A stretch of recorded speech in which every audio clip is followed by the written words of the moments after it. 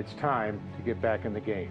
Veteran LA Dodger first baseman Steve Garvey built his legacy at Chavez Ravine, and now he's hoping he can do the same in his run for the U.S. Senate.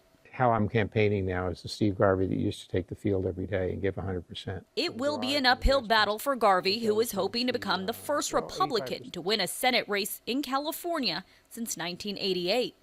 There are twice as many registered Democrats in California than Republicans, but Garvey still believes he has a path to victory. How do we make up that ground? Independents, disenfranchised Democrats that the progressives have talked down. Maybe the old Ronald Reagan Democrat, who is pretty much a moderate, as I am too. As a private citizen, Garvey says he's voted for former President Donald Trump twice, but has never endorsed him in this year's race for the White House. And in a September visit to Southern California, Trump revealed he hasn't endorsed Garvey because Trump says Garvey hasn't asked. I think he's made a big mistake because he hasn't reached out to MAGA. And if he doesn't have MAGA, he's got no chance. So he has not asked for your endorsement? Well, I haven't spoken to him. Some political experts believe Garvey is keeping far away from Trump because he remains unpopular with majority of California moderates and those who are undecided. Being for Donald Trump in California does not get you anywhere. It does. You don't win anybody over by being for Donald Trump. He's got to appeal to independents and even to conservative Democrats. The last one to pull that off was Arnold Schwarzenegger. And compare Arnold Schwarzenegger to Steve Garvey. He had opinions. He took stands. He broke with Republican orthodoxy. He was an environmentalist. Garvey hopes his stance on issues will attract voters. Are streets safe? Probably not. Is inflation rampant over the last 4 years, double digits? What about the border? Obviously, we know what's happening there. It's still the existential crisis in America. Garvey's fighting to increase funding for border security, including more money to finish building a border wall and expand detention space.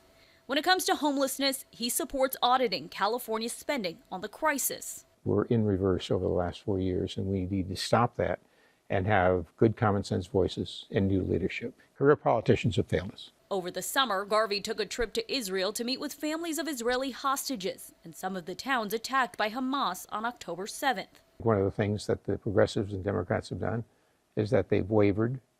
They may say, oh, we support Israel, then they demand a ceasefire. They demand that they don't go back into Gaza. All these things you would never tell an ally. That trip was a rare public appearance for Garvey. Political experts say it is unusual for a candidate running for statewide office to not be in the public eye more. Nobody knows what he really stands for. I don't blame him for it. He's new. He's a rookie. He's been very, very invisible in this campaign. I think his strategy is not to offend any constituency that he might be able to get. And that can work only so far, because at some point, if you don't say anything to any constituency, then you've said nothing to everybody.